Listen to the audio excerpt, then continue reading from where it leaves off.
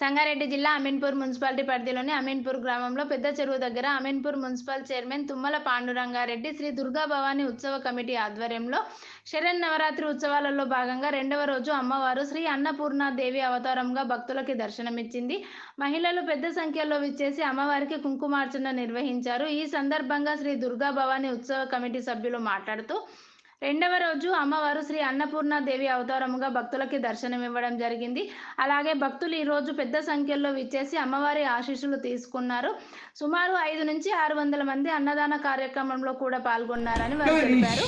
ఈ కార్యక్రమంలో శ్రీ భవానీ ఉత్సవ కమిటీ సభ్యులు, మహిళలు, భక్తులు పెద్ద సంఖ్యలో పాల్గొన్నారు.